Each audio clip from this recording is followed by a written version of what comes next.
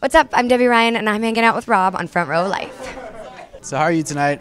Are you excited to host for the Teen Vogue? Yeah, I'm really excited. It's a good group of people. It'll be a fun day. And fashion is a big thing for you, right? Yeah, it's huge. It's huge. It's something that I'm very passionate about, and also, I believe in educating myself on a lot. I think a lot of people can kind of just like stroll up and feel like they know a lot about it, but I feel like for me, learning has been like the most fun. I realize it's such a huge world, and it's so much to like learn and mix and match. And once you kind of learn some staples and basics, you can really put your personality into it. And that's what's fun. And I mean, the type of work that you do, no matter whether it's your music or your TV show or whatever, fashion is a big deal. It's true, yeah, and it really helps kind of create different looks. It helps like Jessie is a character that I play on a show in a context, and to be able to kind of help create that fashion, help kind of build that look, and then, Debby as when I'm on stage, front men and women that I like, and what I'm able to kind of move, and if my guitar player and I are going to be jumping off the drum riser, we have to know, be able to know what to wear on that, and it all kind of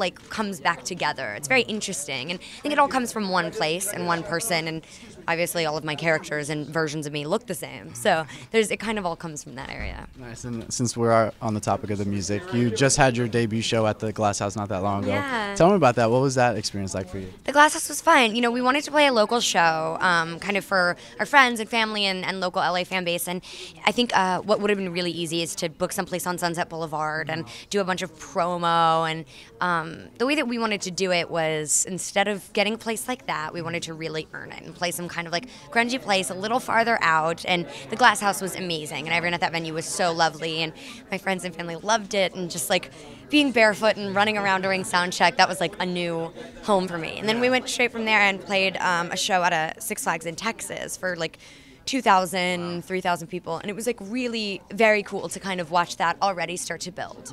Now, I mean, obviously you're comfortable in front of the camera, but did you feel comfortable on stage in front of all of your fans singing? I was fine, and then 10 minutes before I couldn't breathe, and then the second that my kind of cue comes on in the intro and I start to walk on stage with the boys, it was what we've been doing. Sitting in the lockout that smells like old Doritos until 3 in the morning, and everyone's singing and playing, that sort of energy just comes to life on the stage. Very cool. And what are the plans for the Never Ending? You just released the EP 1, so yeah. What else can we expect? We're constantly writing, and so we're making new music. We're about to release new music. We have a song called Follow that we've been playing live, and people have really wanted to hear a produced version of that. So we're kind of working on finding different producers and really creating that kind of production sound on the back end and making sure we're always evolving and growing. But we're playing a lot of local shows. I'm going back into Jessie, so it's going to be a little bit weird, but we're, on weekends we're running out and doing shows. So we're coming to people's backyards. So when did you realize that you could write music?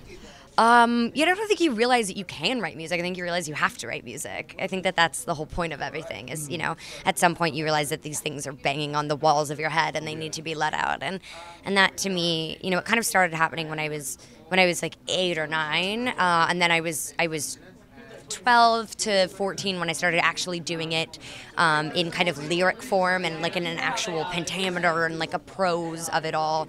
And then the weird part is that I started accidentally writing with my brother, and he would do co-writing sessions and produce for people and bring me in to kind of work on a lyric here, change a melody here, and I realized it was something that I absolutely loved, and I didn't want to Yeah, me and the guys are incredible, and I think it really came to life in the Never Ending. It came to life with those sorts of people and standing up there and hearing the way that they care about their instrument, the way they care about telling stories, and we all have very similar hearts towards the same thing, but we're doing it completely differently. And that amalgamation and that juxtaposition between people is the beauty of the Never Ending. What I like the most is that it's not what everybody expects from a Disney artist going into music. It's completely different, as if you just started doing music for the first time, Yeah, well, thank you. To me, I didn't want it to ever feel like a character that I was playing.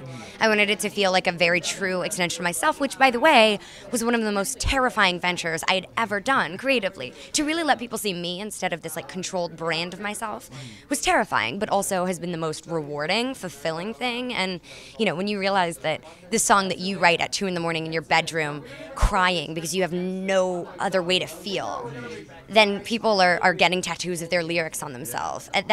To see how full circle that comes, it's absolutely insane and a huge blessing.